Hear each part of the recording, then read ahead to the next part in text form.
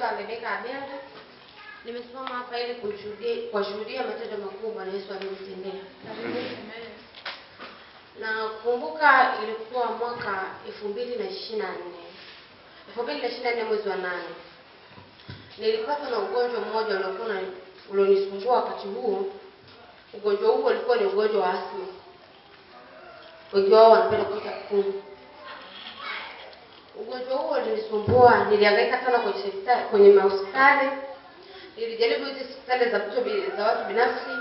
Nimejaribu sana kwenye hospitali za watu binafsi, yani watu wanakopepi kwamba wanabashiri. Wanabashiri kwamba wanadai kwamba una homa ya mapafu. Ndio. Lakini nikaja nikaenda kwenye hospitali kubwa, mako alishauri nikapata vipimo vikubwa.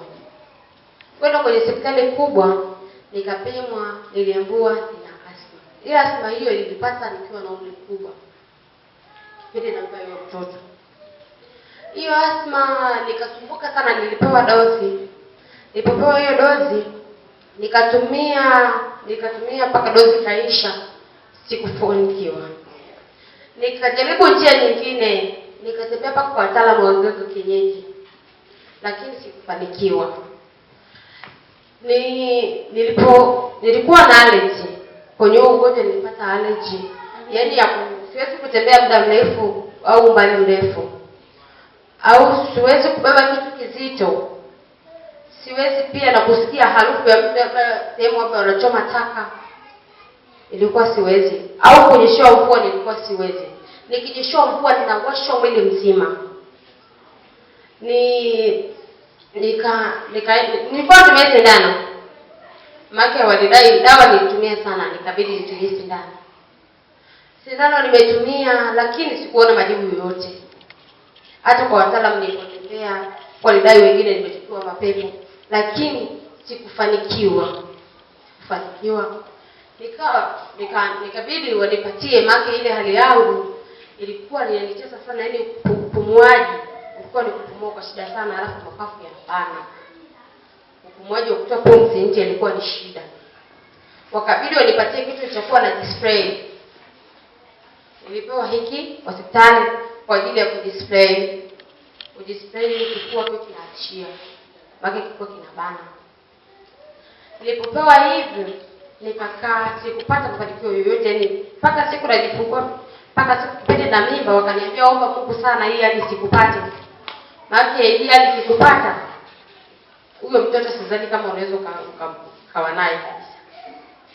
Lakini nashukuru Mungu wakati wa kujifungua ile hali haikunipata. Nikaendelea hivyo kukaa hivyo. Mama wangu akabidi anaenda kunichukulia dawa. Kuna dawa nilikuwa natumia. Yaani na zenyewe hizo dawa nilizokuwa natumia, nikinywa ndio zinanisaidia kushusha kile kifua, yani zilikuwa zinapoza au zilikuwa zinapoza tu. Yaani nilikuwa natumia tu kama ikinipata ile hali. Yaani unaweza kukaa kama huo muda niko vizuri, ila ikifikia jioni ile hali inanipata. Na ikinipata naweza nikapoa kuanzia sasa hivi mpaka kesho asubuhi. Na sipumziki ni ile kukohoa kwa mfululizo. Kwa kweli nimehangaika sana, ugonjwa huu umenitesa sana. Mpaka nilipofikia wakati wa kuja huku, ilikuwa ni mwezi wa 8 mwaka 2025 ndio nilikuja huku. Nilipokuja huku, nilikuja kukanyaga hapa kanisani. Nilipokuja kukanyaga hapa kanisani, kuna dada alinipa zile fomu za maombi. Nikajaza zile fomu za maombi. Nikaandika Bwana Yesu anitendea, aliponya huu ugonjwa, maana ulikuwa ni ugonjwa unaonitesa sana. Yaani ilikuwa siwezi kujishoa mvua, masaa yote jua linawaka, mimi nashinda na masweta mawili. Nilipokuwa nilipoandika ile fomu, baba hakuniwekea fomu. Lakini kuanzia hapo nimeandika hiyo fomu, Mwenyezi Mungu alinijibu maombi. Kuanzia hapo naweza kutembea umbali mrefu, naweza kubeba kitu kizito, naweza kusikia hata harufu mbaya watu wanachoma taka, na ule ugonjwa usinipate. Na uwezo pia wa kunyesha mvua nisiwashwe.